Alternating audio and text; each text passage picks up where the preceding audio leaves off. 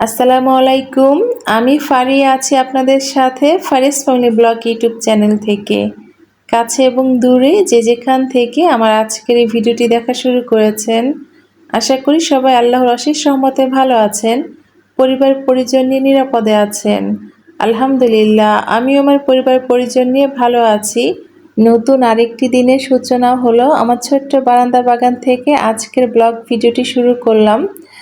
মাশাআল্লাহ, আমার ছোট্ট বারান্দায় ৩ থেকে ৪ কালারের পত্তলিকা ফুল আছে। আর এখন যেহেতু পত্তলিকা ফুল ফোটার সময়, তো দেখা যায় প্রতিদিনই আমাকে কিন্তু পত্তলিকা কয়েক কালারের ফুল দিয়ে যাচ্ছে। দেখতে এত বেশি ভালো লাগে, আমি তো অবাক হয়ে দেখি মাঝে মধ্যে এত সুন্দর কালার। আমার কাছে যে কোনো ফুলই ভালো লাগে, ঘাস ফুলও আমার কাছে ভালো লাগে। আমার কাছে মনে হয় প্রত্যেকটা ফুল সুন্দর, প্রত্যেকটা ফুলের কালারও সুন্দর। অফ ক্যামেরায় সকালে নাস্তা করে নিয়েছি, চলে এলাম বাসাবাড়ির কিছু গুরুত্বপূর্ণ কাজ করতে। ঈদের আগে শেষ মুহূর্তে কিছু প্রস্তুতি নিব, বাসাবাড়ি পরিষ্কার পরিচ্ছন্ন করে গুছিয়ে নেব, সাথে কিছু ফ্রোজেন আইটেম করব। আমি বেশ কিছুদিন আগে থেকে কিন্তু ঈদের প্রস্তুতি শুরু করেছি। আমি একদিন কাজের প্রেশার কখনোই নেই না। আমার যেহেতু ছোট দুটো বাচ্চা আছে, তো আমি একটু একটু করে কিন্তু সংসারের কাজগুলো গুছিয়ে নিচ্ছি। আজকে ঈদের আগে শেষ মুহূর্তের কিছু কাজকর্ম আপনাদের সাথে শেয়ার করব, আশা করি আপনাদের একটু হলেও ভালো লাগবে। আমার ভিডিও এ পর্যায়ে এসে আপনাদেরকে একবার স্মরণ করিয়ে দিতে চাই, আমার ভিডিওটি যারা দেখা শুরু করেছেন প্লিজ একটা লাইক দিবেন যদি আমার ভিডিওর কোনো অংশ আপনাদের কাছে একটু হলেও ভালো লাগে। আর যারা প্রথম আজকে আমার ভিডিও দেখছেন, আমার চ্যানেলে নতুন, আমার যে সকল প্রিয় আপু ভাই এবং আন্টিরা আমার ভিডিও দেখছেন কিন্তু কখনো লাইক কমেন্ট বা সাবস্ক্রাইব করা হয়নি, তো আপনাদের কাছে আমার বিশেষ অনুরোধ থাকবে, আমার ভিডিও যদি আপনাদের সামান্য একটু হলেও ভালো লাগে প্লিজ আমার চ্যানেলটি সাবস্ক্রাইব করে পাশে থাকবেন। এর আগে আমি ঈদ উপলক্ষে জানালার পর্দা পাপোশ ধুয়ে দিয়েছিলাম, তো সোফার কভারটা বাকি ছিল। তো আজকে সোফার কভার আর কুশন কভার ভিজিয়ে দিব। তো আমার বাসার মতো যে সকল আপুদের বাসায় ছোট ছোট ছানাপোনারা আছে, তাদের বাসার সোফার কভার কিন্তু তাড়াতাড়ি ময়লা হয়ে যায়। আমার বাচ্চারা যেহেতু ড্রয়িং রুমে বসে টিভি দেখে, আবার এটা সেটা খায়, তো খুব তাড়াতাড়ি ময়লা হয়ে যায়।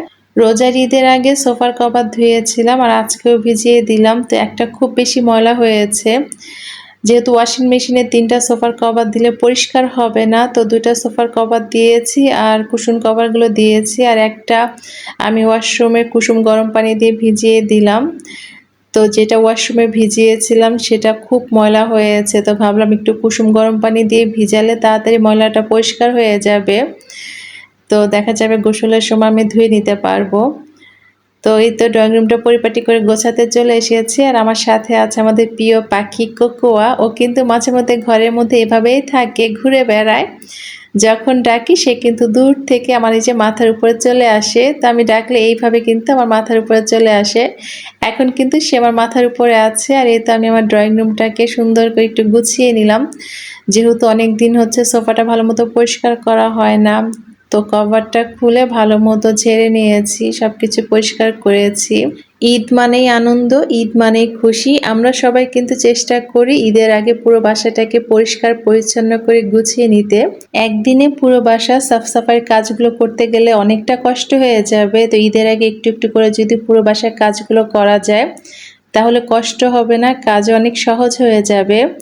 আমি জানালার এই অংশগুলো একবার পরিষ্কার করেছিলাম, তো এখন যেহেতু বৃষ্টি হয়, বৃষ্টির পানিতে দেখলাম আবার ময়লা হয়েছে। তো প্রথমে একটা রঙের ব্রাশের সাহায্যে ময়লা পরিষ্কার করার চেষ্টা করেছিলাম, তো পানিতে ময়লাগুলো ভিজে বসে পড়েছে, তো মনে হচ্ছিল ব্রাশ দিয়ে কাজ হবে না, একটা কাপড়ের সাহায্যে ভালো মতো পরিষ্কার করে নিতে হবে। তো চলুন জানালা পরিষ্কার করি আর আপুদের কমেন্ট পড়ি। আমার গত ভিডিওতে আবিদেন 7S আইডি থেকে একজন আপু কমেন্ট করেছিলেন, আপুর বাসাও কিন্তু গাজীপুরে। আপু লিখেছিলেন, আসসালামু আলাইকুম আপু, তুমি কেমন আছো, বাবুরা কেমন আছে? আপু, তোমাকে ঈদে আমার বাসায় দাওয়াত রইল। আমাদের বাসা তোমার বাসার কাছাকাছি, তুমি আসলে খুব খুশি হব আমার মিষ্টি আপু। ওয়ালাইকুম আসসালাম আপু, তোমার নামটা আমি ভুলে গিয়েছি, দুঃখিত। সম্ভবত এর আগে তুমি তোমার নামটা আমাকে জানিয়েছিলে। আপু, তুমি যদি আজকে আমার ভিডিও দেখে থাকো কমেন্টে তোমার নামটা জানাবা প্লিজ। আর সত্যি বলছি, আমি অনেক বেশি খুশি হয়েছি যে তুমি তোমার বাসায় আমাকে ঈদের দাওয়াত দিয়েছো। তো তো সত্যি যদি তোমার বাসার অ্যাড্রেসটা আমি জানতাম, তোমার বাসায় যেতাম, অবশ্যই তোমাকেও বলতাম যে আমার বাসায় আসবা। অনেক ধন্যবাদ আপু তোমাকে কমেন্ট করার জন্য, এত সুন্দর করে ভালোবেসে। তোমার জন্য অনেক দোয়ার ভালোবাসা রইল। এরপর আমাকে সালমা আক্তার থেকে সালমা আপু কমেন্ট করেছিলেন। সালমা আপু কিন্তু গাজীপুরের। তো আপু আমাকে লিখেছিলেন, আসসালামু আলাইকুম প্রিয় আপু, বিছানা গুছিয়ে নিয়েছো, পর্দা ভিজিয়ে নিয়েছো, ফ্রিজ পরিষ্কার করে নিয়েছো, আদা ব্লেন্ড করে নিয়েছো, অনেক কাজের ঝামেলায় খিচুড়ি রান্না করে নিয়েছো, ডিম ভাজা, আচার দিয়ে খিচুড়ি খেতে অনেক মজা। তোমার আর তোমার পরিবারের জন্য অনেক দোয়া রইল আপু। ওয়ালাইকুম আসসালাম প্রিয় সালমা আপু, অনেক অনেক ধন্যবাদ জানাচ্ছি তোমাকে এত সুন্দর করে যত্ন করে কমেন্ট করার জন্য।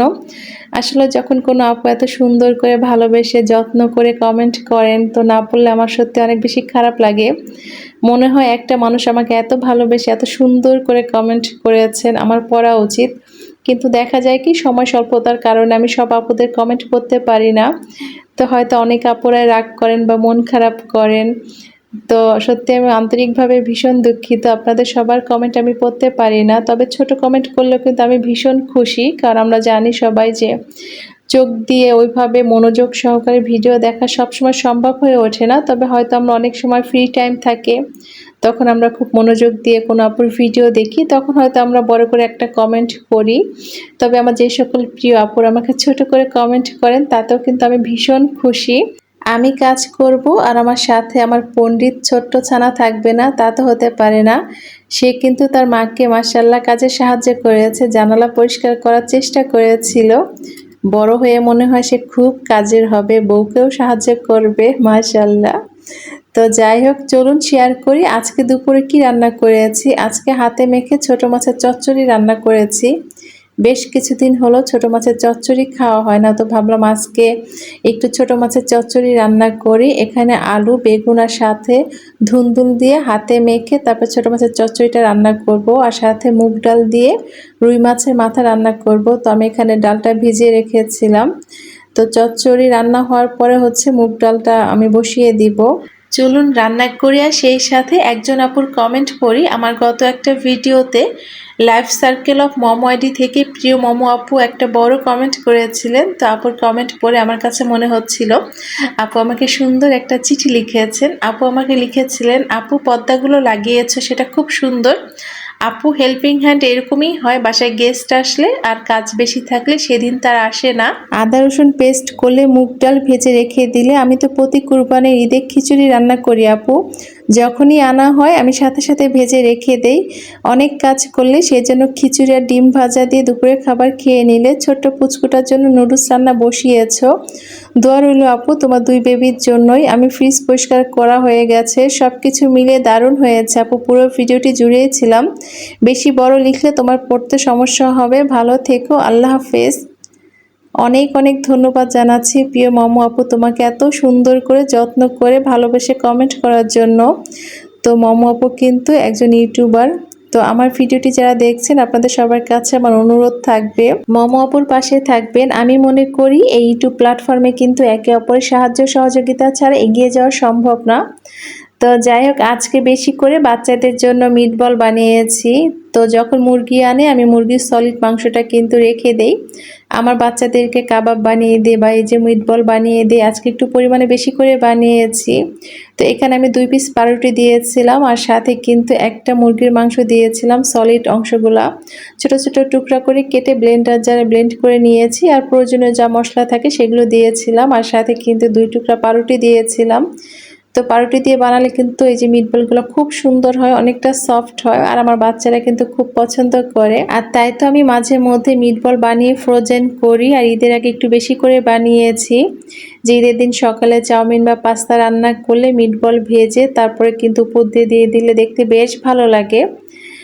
তো আমার বাচ্চাদেরকে কয়েকটা মিটবল ভেজে দিব, তারা তো অপেক্ষা করে আছে। এরই মধ্যে কিন্তু আপসি এসে কয়েকবার বলেছে, মামুনি মিটবল ভেজে দাও, খাবো। আর এই তো বাচ্চাদেরকে কিছু মিটবল ভেজে দিয়েছি। তো দেখতে পাচ্ছেন অনেক সফট হয়েছে মাশাআল্লাহ। তো বাচ্চাদের জন্য কিন্তু বাসার তৈরি খাবারে অনেক বেশি ভালো, স্বাস্থ্যসম্মত। যাদের বাসায় ছোট বাচ্চা আছে, তো আমরা কিন্তু মায়েরা একটু কষ্ট করে বাচ্চাদেরকে এভাবে মিটবল বানিয়ে দিতে পারি। খুব যে বেশি কষ্ট তা না, খুবই কম সময়ের মধ্যে মাত্র একটা মুরগি দিয়ে একসাথে অনেকগুলো মিটবল বানিয়ে ফ্রোজেন করা যায়। এরই মধ্যে বাইরে গুড়ি গুড়ি বৃষ্টি শুরু হয়েছে। মেশিন থেকে কাপড় বের করে ঘরের মধ্যে নেড়ে দিলাম, আর কিছু কাপড় বারান্দাতে দিয়ে দিয়েছি। আর আগের কিছু কাপড় ছিল, সেগুলো ভাঁজ করে রেখে দিব। আমার কাছে কাপড় ভাঁজ করার কাজটা অনেক বেশি আলসেমি লাগে, তবে কাজটার সাথে সাথে করে রাখতে পারলে খুবই ভালো, কারণ ঘরটাও দেখতে গোছানো মনে হয়। আমার কাছে চেয়ারের উপর বা বিছানার উপর কাপড় রেখে দেওয়াটা একদমই ভালো লাগে না, ভীষণ অপছন্দের একটা কাজ। আর এই কাজটাই মাঝে মধ্যে আফসির আব্বু করে, বাইরে থেকে এসে টি শার্ট বা টুকিটাকি জিনিসপত্র খুলে বিছানার উপরে চেয়ারের উপরে রেখে দেয়। তখন তার সাথে আমার খুব ঝগড়া হয়। তো আমি বলি, দেখো তুমি যদি খুলে চেয়ারের উপরে রাখতে পারছো বা বিছানার উপরে রাখতে পারছো, এটা নিয়ে কেন তুমি জায়গা মতো রাখতে পারবা না? দেখো সময় কিন্তু একই লাগবে, আমরা যদি সঠিক জায়গায় রাখি তাহলে কিন্তু দেখো দেখতে খুব গোছানো মনে হবে। আমি এখন থেকে আমার আপসিকে বলি যে, বাবা তুমি তোমার কাপড়গুলো ভাঁজ করে রাখার চেষ্টা করবা। তো মাঝে মধ্যে বলে যে, মামুনি আমি তো পারি না, কিভাবে ভাঁজ করব? তখন ওকে আমি দেখিয়ে দিই যে এভাবে ভাঁজ করতে হয়। তো মাঝে মধ্যে দেখা যায় সে চেষ্টা করে, এটা দেখে আমার ভালো লাগে। তখন আমি ওকে উৎসাহিত করি যে, হ্যাঁ বাবা তুমি আজকে হয়তো সুন্দর করে ভাঁজ করতে পারো নাই, কিন্তু তুমি এভাবে যদি চেষ্টা করতে থাকো ইনশাল্লাহ দেখবা সুন্দর করে তুমি তোমার কাপড়গুলো ভাঁজ করতে পারবা। আর এভাবেই আমি আমার আপসিকে সবসময় কাজে উৎসাহিত করি। তো যাই হোক, সংসারের কাজকর্ম শেষ করে বাচ্চাদেরকে নিয়ে বাইরে ঘুরতে এসেছি। যদিও ভিডিওর এই অংশগুলো গত শুক্রবারের, তো গত শুক্রবার তো আমরা ঘুরতে গিয়েছিলাম, তার কিছু অংশ আমি গত ভিডিওতে আপনাদের সাথে শেয়ার করেছি, আর এই অংশগুলো শেয়ার করা হয়নি, আজকের ভিডিওতে শেয়ার করলাম। কারণ সামনে যেহেতু ঈদের ছুটি পড়বে, আপনারা চাইলে পরিবার পরিজন নিয়ে ঘুরে আসতে পারেন। ম্যাঙ্গো ক্যাফে অ্যান্ড রেস্টুরেন্ট থেকে পূর্বাচল 300 ফিটে অবস্থিত। অসম্ভব সুন্দর একটা জায়গা, এত এত আম গাছ, আমি তো দেখে পুরোই অবাক। প্রত্যেকটা আম গাছে অনেক অনেক আম ধরেছে। আর এই যে প্রত্যেকটা আম গাছের নিচে কিন্তু সুন্দর করে টেবিল চেয়ার দেয়া, মানে খাবারের ব্যবস্থা করা। আমার কাছে অনেক বেশি ভালো লেগেছে, পরিবেশ অসম্ভব সুন্দর, মানে অবাক হওয়ার মতো। এত এত আম গাছ, আর এই যে আম গাছে কিন্তু অনেক অনেক আম, আর এই যে লাইটিংগুলো এত বেশি সুন্দর ছিল। তবে ওদের খাবারের দামটা একটু বেশি। ওই যে সুন্দর পরিবেশে খাবেন, দাম দিবেন না তা তো হবে না, তাই না? ব্যাপারটা সেরকমই আর কি। তবে খাবারের মান বেশ ভালো ছিল। আমরা চাউমিন নিয়েছিলাম, বিফ নিয়েছিলাম, আর সাথে নান নিয়েছিলাম। যারা পূর্বাচলের আশেপাশে থাকেন চাইলে ঘুরে আসতে পারেন ম্যাঙ্গো ক্যাফে অ্যান্ড রেস্টুরেন্ট থেকে। সবাইকে পবিত্র ঈদুল আজহার অনেক অনেক শুভেচ্ছা জানিয়ে আজকের মতো বিদায় নিচ্ছি। আল্লাহ হাফেজ, আসসালামু আলাইকুম।